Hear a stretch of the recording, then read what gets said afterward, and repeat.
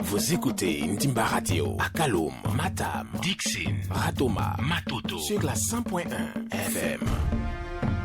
Face à Ibrahima Traoré, homme ou femme politique, spécialiste, célébrité ou simple homme de la rue, joue carte sur table. C'est du lundi au vendredi à partir de 10h sur Ndimba Radio. Carte sur table. Ibrahima Traoré.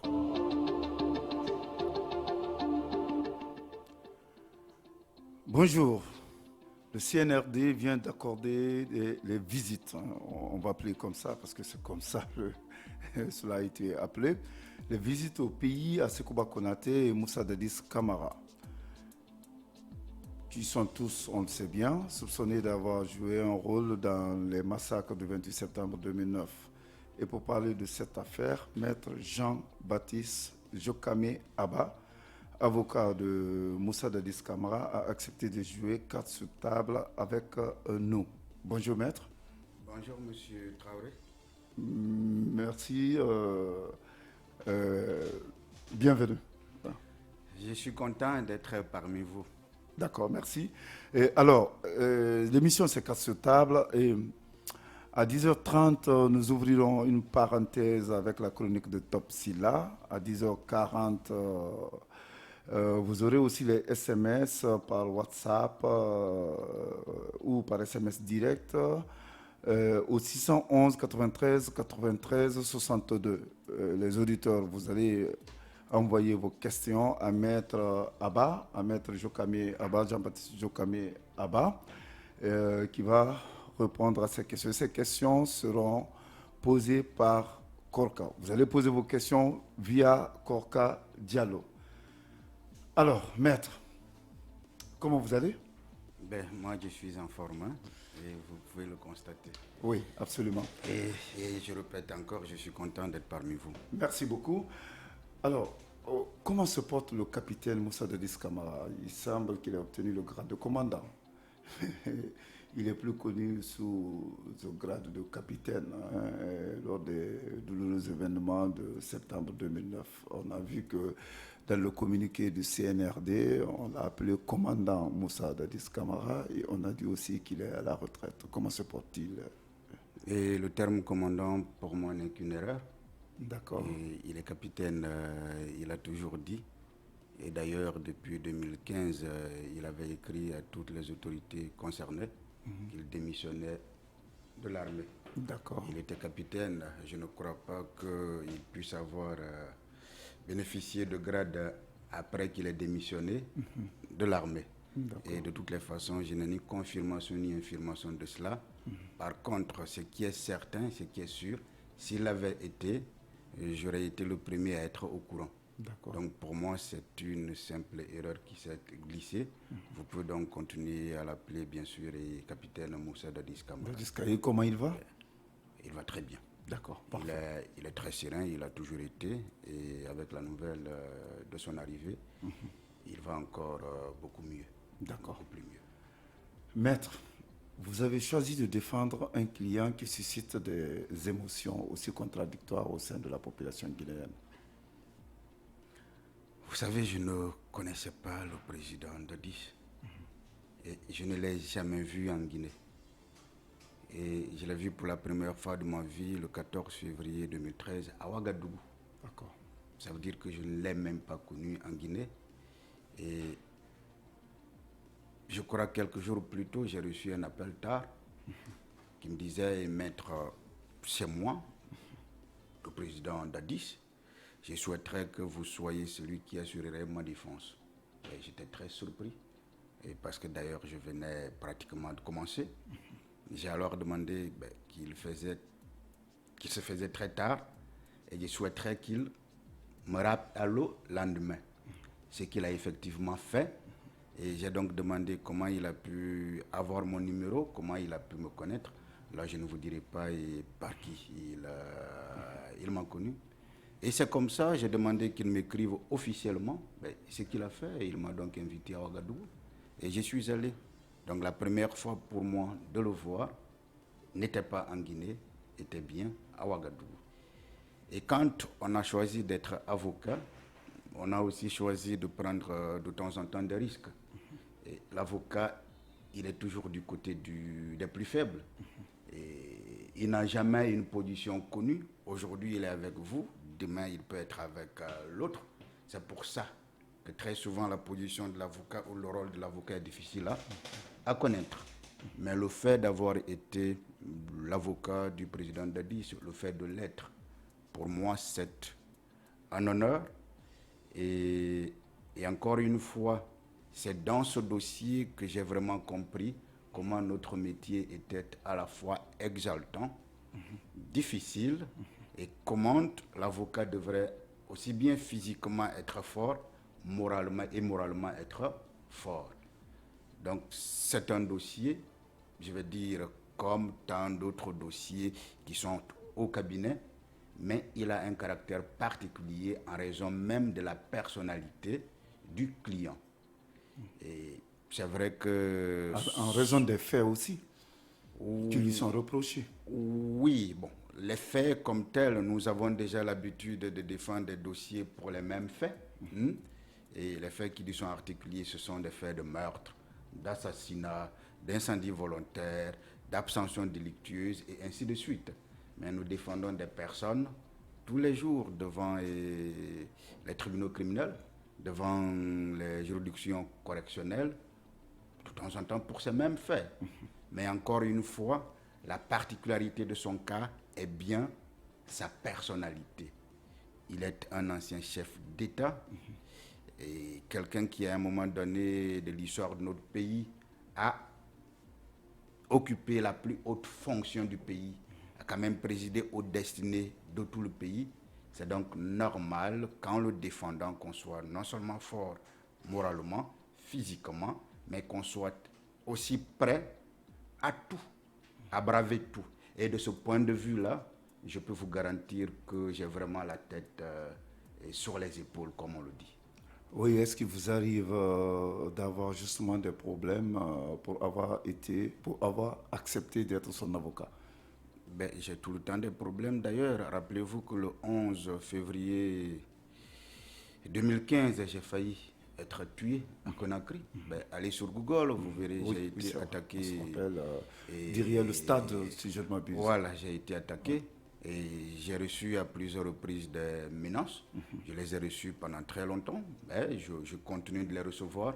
Mais je viens de vous dire que quand on est avocat, on a accepté d'être courageux.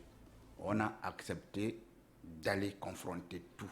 Et c'est justement ce qui fait la noblesse de notre métier.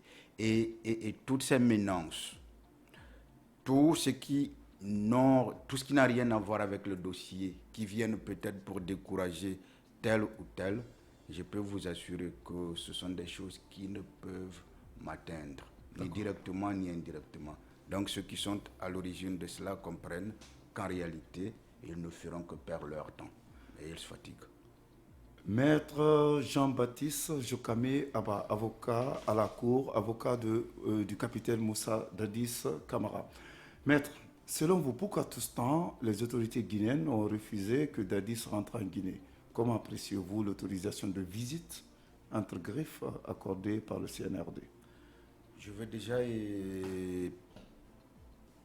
préciser ceci, qu'à plusieurs reprises, le président Dadis avait demandé d'entrer en Guinée. Vous savez, ce pays est le sien. C'est dans ce pays, il y a les siens. Il a sa famille ici. Il a des enfants ici. Il a des oncles ici. Il a des amis ici. Il a sa vie ici. Il est né ici. Il a grandi ici. S'il est allé en dehors de la Guinée, c'était bien dans le cadre de sa formation militaire. Voyez-vous donc que c'est bien sa racine, ce pays. Lorsque un beau matin, cette racine venait à être coupée, le mal que cela fait d'être éloigné de son pays, c'est compliqué. Et c'est difficile. Ça fait d'ailleurs souffrir. Il a donc souffert de cela. Il a donc demandé à plusieurs reprises d'être là, directement. Parfois par le truchement légal de son avocat, dans les médias nationaux et internationaux, parfois de manière officielle. Cela ne lui a jamais été accepté. Et pourquoi selon vous? Je vais y arriver, je fais tout simplement une chronologie. Nous avons à plusieurs reprises déjà parfois fait des billets d'avion pour entrer. On a décidé de passer par le Maroc. On a compris que ça ne pouvait pas marcher parce que les autorités de son pays d'accueil venaient quand même vers nous pour dire que ce ne serait pas possible.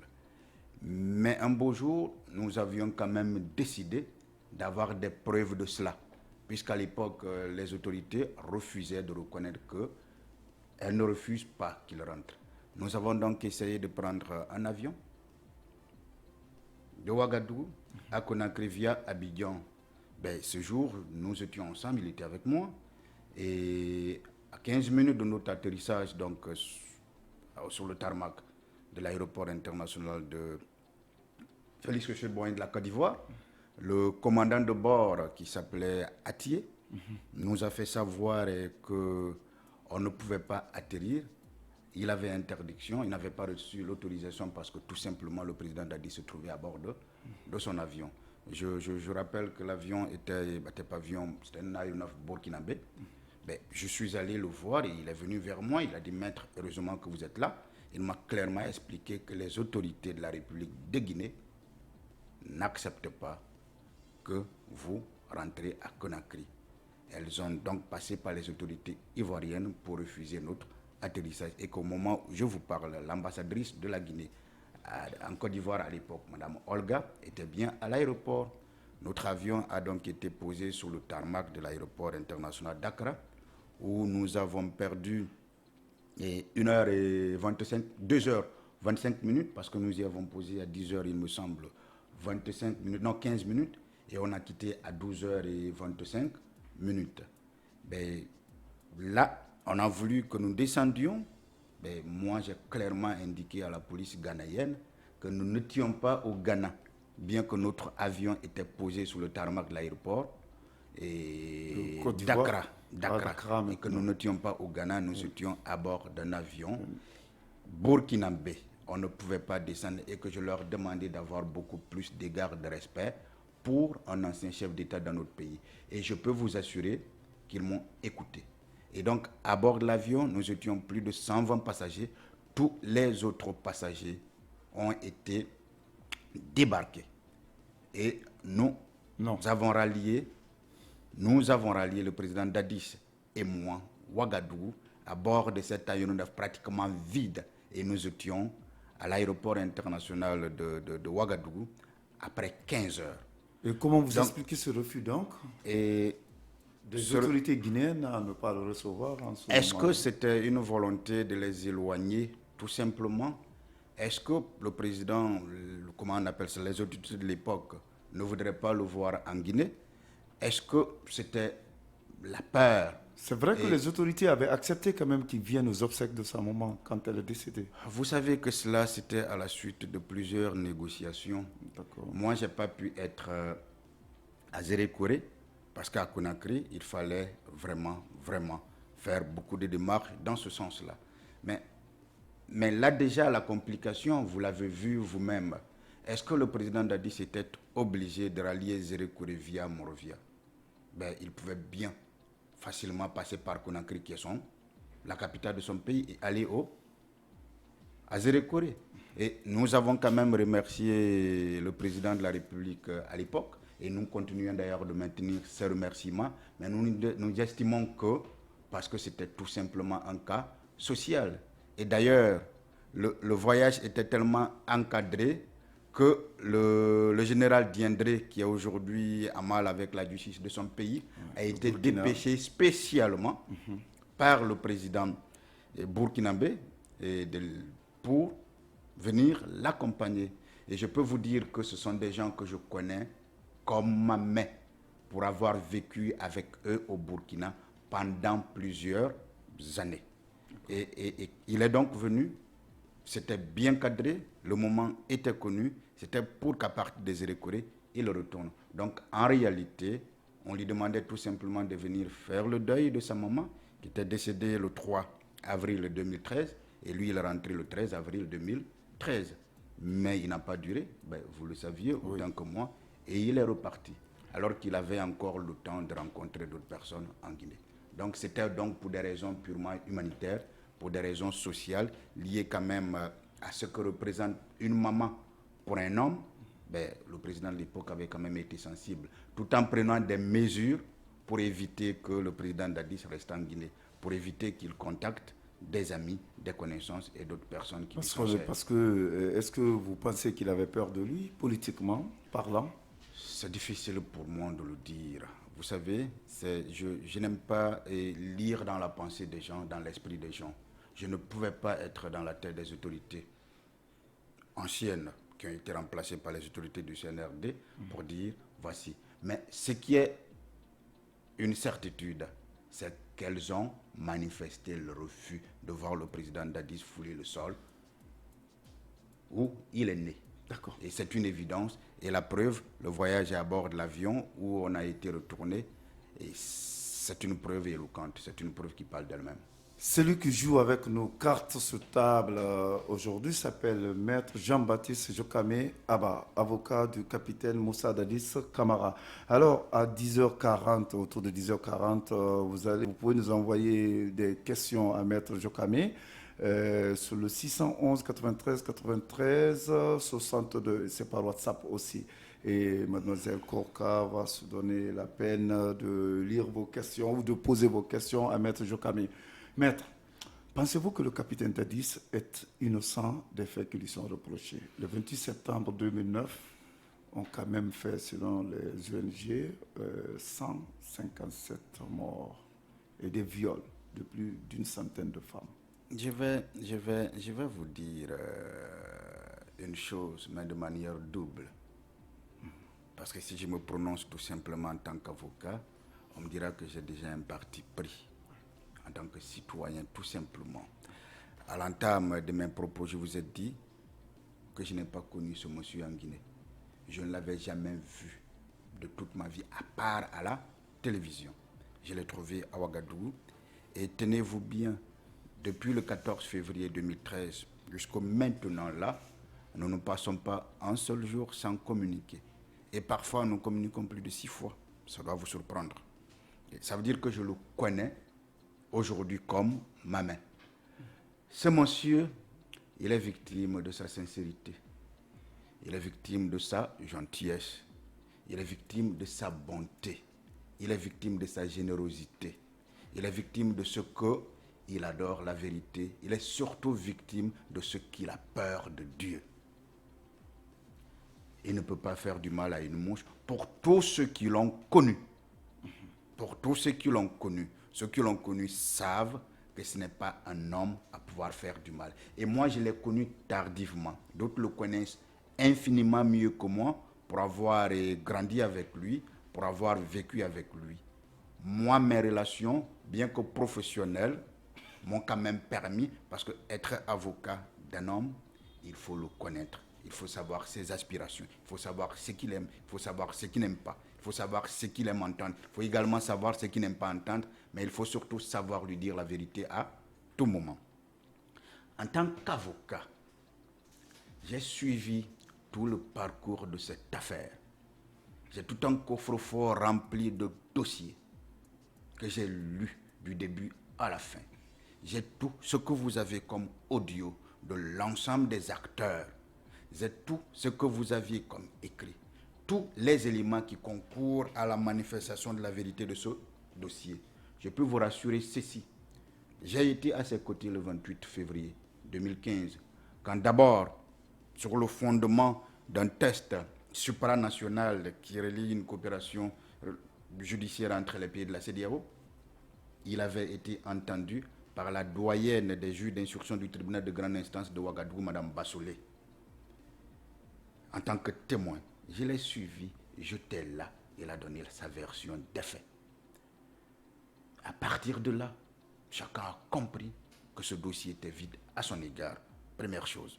Deuxième chose, j'ai été à côté de lui le 8 juillet 2015, lorsqu'à la suite d'un transport judiciaire ordonné par les magistrats instructeurs du pôle qui avait la charge d'instruire sur les événements du 28 septembre, j'étais là quand, lors de son interrogatoire de première comparution, quand il avait été inculpé des chefs d'inculpation que j'ai cités tout à l'heure, meurtre et tout.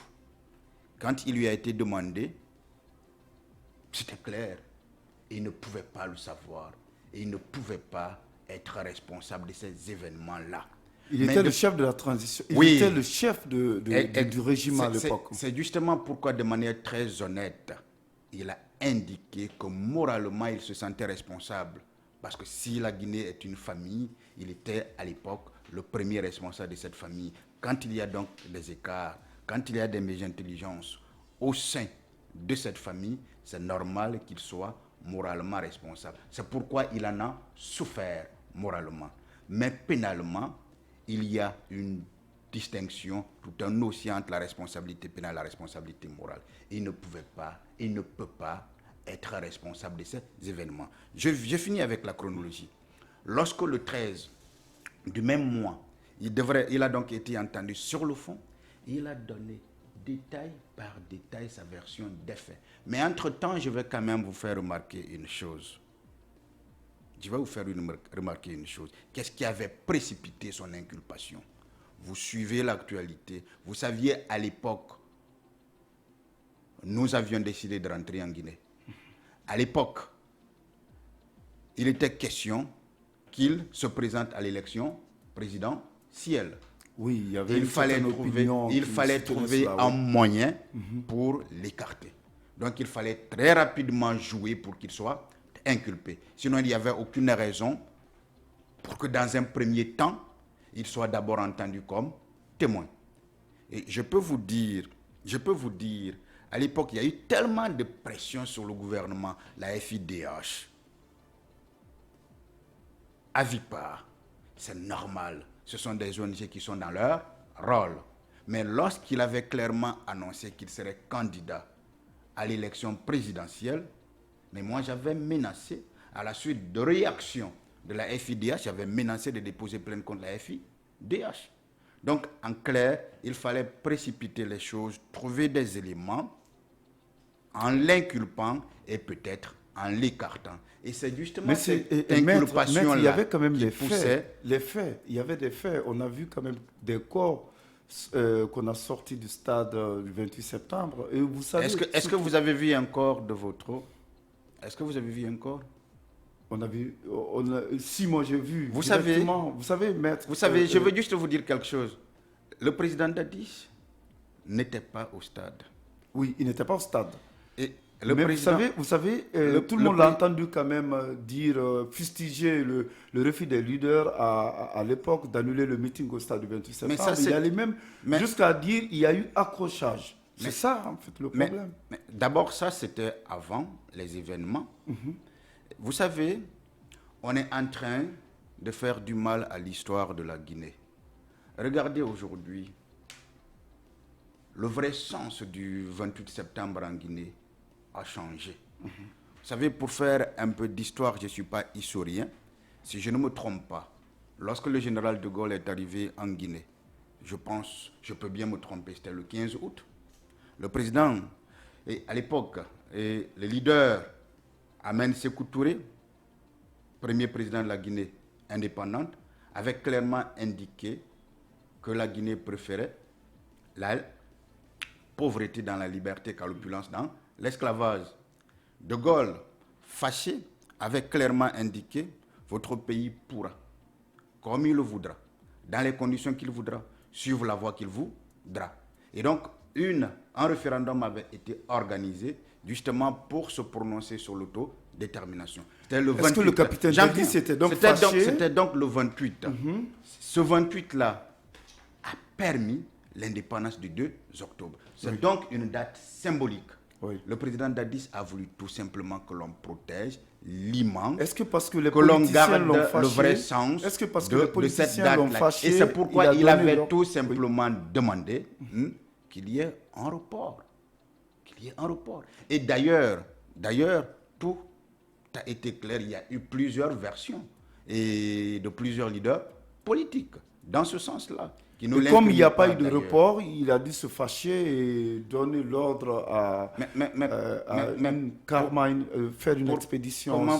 Comment pouvez-vous penser que que quelqu'un qui ne peut pas faire du mal à une mouche, comment pouvez-vous penser que quelqu'un qui était même en train de dormir pourrait donner un ordre à quelqu'un d'y aller? Et à présent, jusque-là, rien n'a été indiqué qu'il ait donné un ordre. Ce sont des suppositions. On pense qu'en tant que commandant en chef des forces armées de l'époque, et que pour certains, même là encore, moi je les prends avec des pincettes, on a trouvé tel terrain, et que c'était lui. Mais il faut bien le prouver. Cela n'est pas vrai, cela ne pouvait pas être le cas, parce qu'avec le recul, avec les 10 années ou 11 années passées, on a commencé à comprendre ce qui s'est réellement passé au stade du 28 Maître septembre. Jean-Baptiste Jokame Aba, avocat à la Cour, avocat de Moussa Dadis Camara. Nous allons donc ouvrir la parenthèse avec la chronique de Topsila. 4 sur table, le temps de la chronique. Parenthèse, heure et malheur d'un vaincu. La fortune se plaît à faire de ses coups, tout vainqueur insolent à sa perte travaille. Défions-nous de sort et prenons garde à nous après le gain d'une bataille. Ces vers tirés d'une fable de La Fontaine racontent le combat de 2 coqs pour la conquête d'une poule et qui se termine, bien entendu, par la défaite de l'un des gallinacés. Pendant que le perdant rumine sa vengeance, le vainqueur, euphorique et plein d'arrogance, va fêter sa victoire sur le toit ou se faire lever par un rapace. Grisé par son 3e bail à la tête de l'État et croyant plus que jamais en sa bonne étoile, Alpha Condé n'a rien vu venir avant de se retrouver entre les serres des forces spéciales de l'armée guinéenne. C'est là même dont il se vantait d'avoir opéré la mutation en une armée républicaine. Malheur aux vaincus, l'histoire appartient aux vainqueurs, les vaincus ont toujours tort, etc. On connaît ça par cœur. Ballotté d'une prison dorée à une autre, c'est ce que le colis, le nom de code que lui auraient donné les auteurs du coup d'État, doit bien se dire aujourd'hui. Dans une pesante solitude qui ressemble fort à une déchéance. C'est vrai qu'on en connaît qui ont vécu un sort bien pire qu'une résidence surveillée, tel le président Tolbert du Libéria et son bourreau Samuel Doe. À la suite du coup d'État qu'il a renversé, le premier sera poignardé dans sa chambre à coucher devant sa femme, tandis que son tombeur, lui, finira des années plus tard entre les mains du chef rebelle Prince Johnson dans une scène de boucherie digne d'un film d'horreur. Heureusement, nous sommes en Guinée et depuis, les choses ont évolué un peu partout en Afrique. On a fait sur ce plan aussi de sacrés progrès, moins de sang, plus d'efficacité, d'efficience. Sans occulter que le droit de regard et le devoir d'agir éventuellement de la communauté internationale sont de nos jours une réalité pour dissuader plus d'un assoiffé d'hémoglobine. D'aucuns présentent d'ailleurs l'installation du président Condé à la résidence qu'occupait son épouse à la cité ministérielle comme un gage de bonne foi que la junte veut envoyer à la communauté des États de l'Afrique de l'Ouest, CEDEAO. Et ce n'est certainement pas le communiqué du CNRD qui prétend que la décision a été prise sans aucune pression interne ou extérieure qui va le convaincre du contraire. Face à Ibrahima Traoré, homme ou femme politique, spécialiste, célébrité ou simple homme de la rue, joue carte sur table. C'est du lundi au vendredi à partir de 10h sur Ndimba Radio. Carte sur table. Ibrahima Traoré. Merci donc à notre chroniqueur Ablé Top Silla. Nous rappelons que notre invité, celui qui a accepté de jouer carte sur table avec nous, est Maître Jean-Baptiste Jokame Aba, avocat à la Cour, avocat de Moussa Dadis Camara. Vous pouvez toujours nous envoyer des SMS, des questions par SMS au 611 93 93 62 et les questions donc que l'on posera à Maître Jokame. Maître, notre chroniqueur parlant de président Alpha Condé pense qu'il y a forcément eu une pression sur le CNRD pour qu'il puisse être transféré de là où il était vers le domicile de son épouse. Est-ce que vous pensez aussi que le CNRD a reçu une telle pression de la part de l'international, par exemple, en faveur de votre client? Je ne crois pas, et ce qui a été dit dans le communiqué n'a été que la concrétisation de ce que moi personnellement je savais déjà depuis au moins 2 mois. Les autorités du CNRD ont clairement indiqué leur volonté d'unir les Guinéens. ont clairement indiqué leur volonté d'aller vers la réconciliation nationale. Et qui parle de réconciliation nationale parle également de la pierre de touche que chaque Guinéen pourrait apporter. Et lorsque nous parlons des Guinéens, on ne peut pas oublier nos anciens chefs d'État. C'est donc normal que ce communiqué vienne tout simplement formaliser ce qui est, encore une fois, parce qu'en je fait, savais déjà son retour faciliterait aussi la tenue du procès. Je suis d'abord en train de répondre à votre question qu'il n'y a pas eu de pression sur les autorités actuelles. Et il ne pouvait même pas y avoir de pression. Et pour la tenue du procès?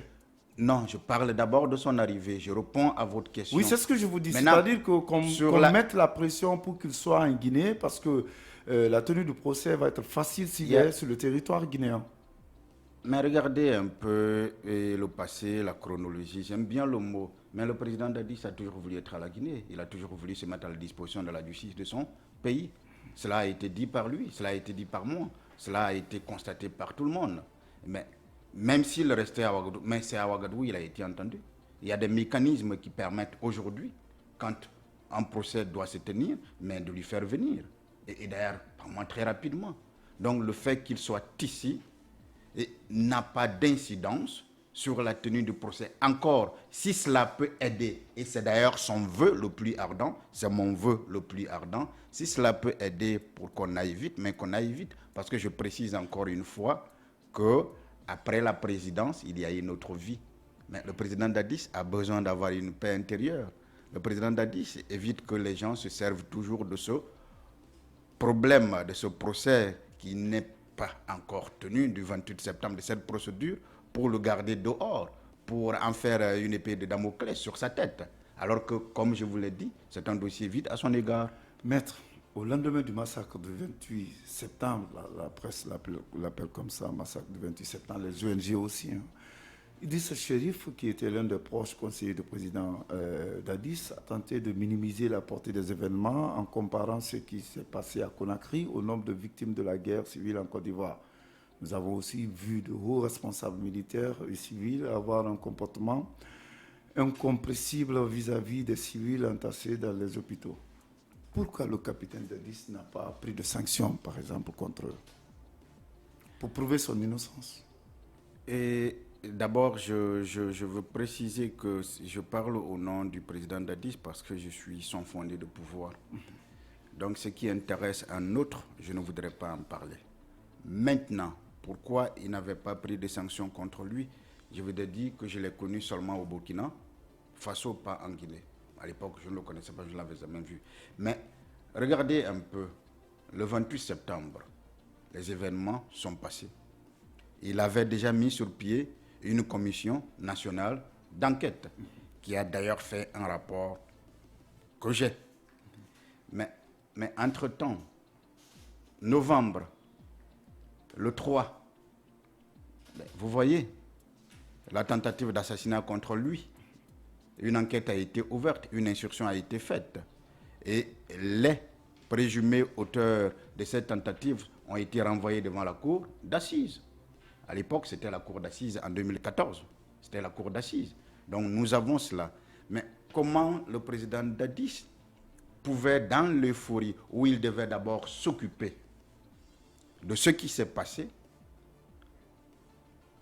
pendant ce laps de temps où déjà toute une conspiration était montrée contre lui pour l'éliminer, et la preuve, vous avez vu, et la tentative d'assassinat contre lui, mais comment il pouvait pendant ce temps-là poser tel acte ou tel acte en dehors de l'apaisement des Guinéens, en dehors de son message de paix et de condoléances, en dehors de sa compassion vis-à-vis des victimes? Pour moi, les choses devraient se faire par priorité. Il n'avait pas à faire une fixation sur tel ou tel ou tel ou tel. Peut-être, et là je le dis parce que je ne suis pas Dieu, si il n'avait pas subi cette tentative d'assassinat, ce que vous dites là aurait peut-être été fait, si effectivement ce que vous dites avait été dit par son ancien porte-parole. Mais encore que je me rappelle avoir suivi ce même porte-parole sur l'émission Mirador, où lui-même avait apporté des éléments de réponse par rapport à cela. Il ne m'appartient pas à moi de le dire. Mais la dernière chose que je voudrais apporter à cela, et c'est très important, si Dadis a survécu, alors qu'on était à quelques centimètres de lui, en lui collant une balle dans la tête, s'il a survécu, alors qu'après lui avoir collé et logé cette balle dans sa tête, quelques minutes après sur place, quelqu'un était prêt à l'éliminer définitivement, s'il a pu échapper à cela, c'est parce que Dieu n'a pas voulu qu'il meure sans avoir fourni sa part de vérité. Et s'il a vécu, c'est parce que tout simplement Dieu a voulu que les Guinéens de Guinée et d'ailleurs que la communauté nationale et internationale sache ce qui s'est passé. Parce que s'il était décédé, on aurait dit que tout ce qui s'est passé en Guinée, c'était lui. C'est par miracle qu'il a vécu. Parce que lorsqu'on a tiré un président, des gens ont continué à tirer sur lui. Rappelez-vous pour le Niger. Même quand on sait qu'il est mort, on continue à tirer sur lui. Donc Dadis a vécu pour que les Guinéens comprennent qu'il ne peut pas faire du mal à une mouche et qu'il n'a absolument rien à voir avec ce que les journalistes, ce que les ONG qualifient de massacre. Que moi, je ne qualifie pas parce qu'il bénéficie encore de la présomption d'innocence. Parfait. Et là, c'est un principe sacro-saint. Oui, de la justice. Alors, Korka Diallo, on a eu des messages. Oui, forcément. Des questions, oui. Voilà, bonjour. Alors, nous disons merci à Maître Abba d'avoir accepté de jouer carte sur table avec nous. Les réactions sont nombreuses sur le 611 93 2 fois 62. On commence par Kourou Diallo qui nous écrit depuis Kiroti, qui a une série de questions. On commence par cette première. Il demande pourquoi, selon lui c'est vous, Maître, pourquoi selon vous alors on ne parle pas du coup d'État contre Dadis, mais plutôt toujours du massacre du 28 septembre? Je voudrais répondre. Je veux déjà... C'est une femme? Non, c'est un homme. Je veux déjà le rassurer qu'une enquête avait été ouverte. Je veux déjà le rassurer qu'une instruction avait été faite. Je veux déjà rassurer qu'il y a un arrêt de la Chambre du contrôle de l'instruction, à l'époque présidée par l'actuel procureur général près la cour d'appel de Kankan, Kairaba. Une décision avait été prise et que Toumba et autres ont été renvoyés devant la cour d'assises. Je parle de cour d'assises parce que c'était en 2014. Mais après 2016, on ne parle plus de cour d'assises parce que notre code de procédure pénale a supprimé les cours d'assises en substituant à ces cours-là des tribunaux criminels. Autrement dit, le rôle qui était dévolu aux cours d'assises, qui étaient seules compétentes pour juger les faits qualifiés de crimes, sont aujourd'hui dévolus aux tribunaux criminels. Pourquoi on ne parle pas de cela? Moi, je suis avocat. Il y a deux affaires. Une première affaire, et c'est cette affaire de coup d'État contre lui, de tentative d'assassinat contre lui, où le président Dadis est partie civile.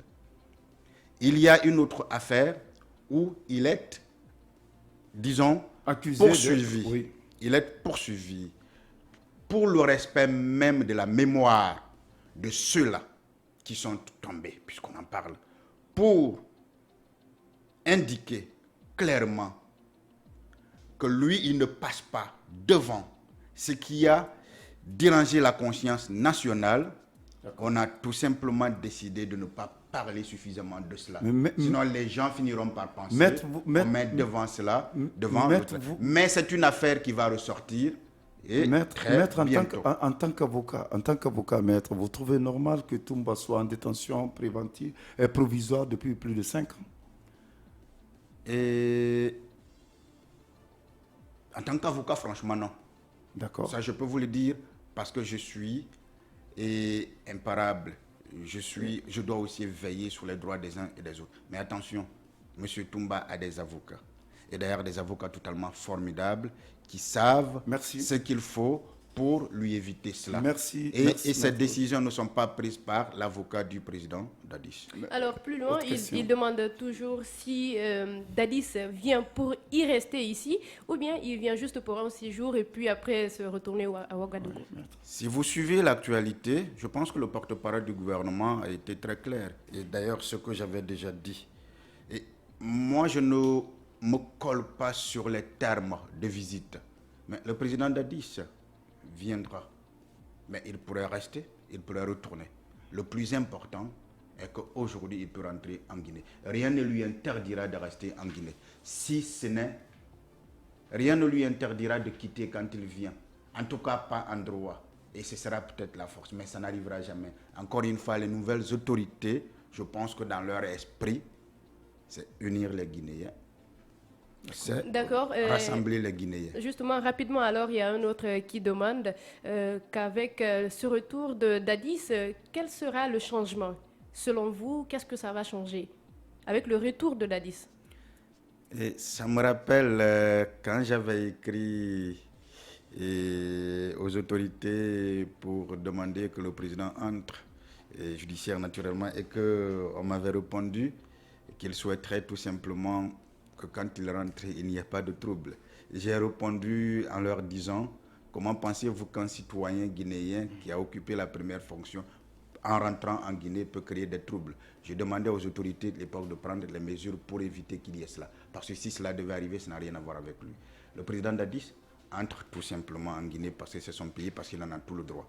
Il rentre dans son pays en ayant à l'idée qu'il y a des règles en Guinée qu'il doit respecter. Il rentre en Guinée voir les siens, sa famille, ses amis. Il rentre en Guinée pour peut-être aller dire merci à ceux-là qui aujourd'hui ont la destinée de ce pays et qui lui demandent qu'il pourrait entrer à tout moment.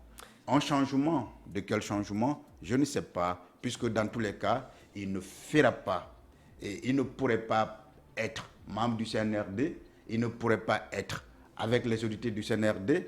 Et vous savez, pour avoir été commandant en chef des forces armées, à un moment donné, il a compris qu'il ne pouvait plus servir parce qu'il ne devrait plus faire le garde-à-vous devant quelqu'un pour qui il a été déjà commandant en chef des forces armées. C'est pourquoi d'ailleurs il avait décidé de démissionner depuis 2015. Donc il vient, c'est pour rester avec sa famille, ses amis, c'est pour vivre et répondre à la justice. S'il est invité pour cela, demain, il le fera. Il a toujours dit. S'il est invité pour cela après-demain, il le fera. Et je serai avec lui de ce point de vue-là. Et nous sommes suffisamment prêts pour démonter ce qui ne serait pas du droit par rapport Autre question. Alors, maître, ils sont nombreux, hein, les messages. Donc, on va prendre peut-être un dernier. Il y a Amadou Djenga qui nous écrit depuis Tanene. Il pose la question de savoir s'il y a eu des conditions entre vous et le CNRD pour qu'il accorde le retour de Dadis. Si oui, quelles sont ces clauses? Le communiqué du CNRD est très clair. On ne devrait pas préjuger ou qu'est-ce que je dois dire, on ne devrait pas trouver d'un non-dit. Le communiqué a été très clair. Le communiqué dit que le gouvernement prendra attache avec le président Dadis. Je parle uniquement de lui, même si le communiqué impliquait le général Sekouba. Mais je ne parle pas au nom du général Sekouba. Je pense qu'il a des gens qui parlent en son nom. Mais lorsque ce gouvernement prendra attache avec le président Dadis, mais on trouvera les modalités de son arrivée. Tout sera discuté sûrement et les conditions dont on parle seront peut-être connues. Mais pour le moment, nous ne les connaissons pas parce qu'il faut d'abord attendre qu'il y ait ce contact-là pour voir dans quelles conditions il peut arriver. Oui, on va prendre une dernière question des auditeurs. Voilà une dernière question. Là, c'est une femme, Kadiatou, qui nous écrit depuis la Toma ici. Elle demande donc si vous pensez qu'avec le retour de Dadis, le procès du 28 septembre se tiendra enfin. C'est tout le vœu du président Dadis, c'est tout mon vœu, moi qui suis avocat. Je répète encore, sa vie ne devrait pas se limiter à 11 mois, 20 jours à la présidence de la République. Il faut bien qu'après cette présidence, qu'il fasse autre chose dans sa vie. Et si tout cela est lié à ce procès, mais que ce procès se tienne très rapidement pour qu'enfin les Guinéens, d'ici et d'ailleurs, sachent ce qui a été la vérité. Et je pense que c'est le vœu des représentants des victimes. Et ce vœu, nous le partageons avec eux.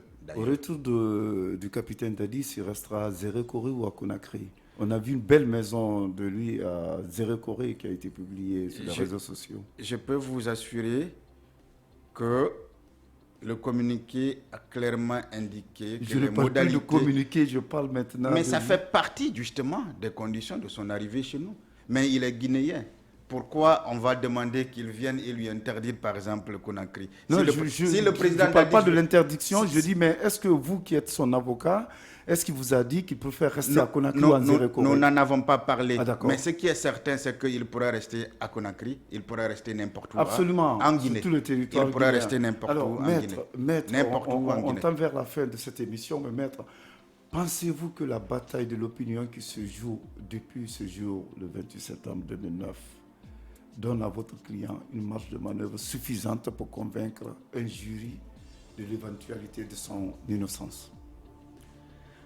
Vous savez, ce ne sont pas les opinions des citoyens qui comptent. Si seulement nous étions encore dans le système des cours d'assises, je vous aurais dit les jurés sont les représentants des citoyens et que ce sont eux qui viendront prononcer telle ou telle décision. Mais aujourd'hui, nous n'en sommes pas là. Ce sont des magistrats professionnels qui sont formés, qui sauront et qui diront, sur la base de ce qui sera dit devant eux, publiquement, contradictoirement, ce que tous les Guinéens suivront. Est-ce que le président Dadis doit être condamné? Est-ce que le président Dadis ne doit pas être condamné? Parce qu'une juridiction ne proclame pas l'innocence d'une personne. Sont saisis pour statuer sur la culpabilité ou non. Et il ne nous appartiendra pas, en tant que défense, de démontrer le mal fondé. Ce sera à l'accusation. Et je ne sais pas quelle accusation pourra trouver un élément contre Dadis pouvant conduire à sa condamnation. Donc je dis, pour terminer, que ce n'est pas l'opinion du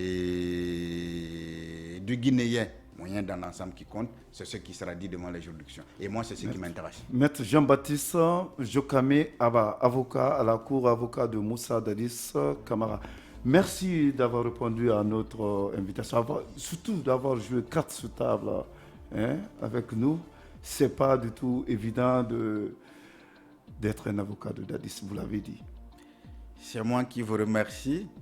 Et ce n'est pas non plus compliqué d'être avocat de Dadis.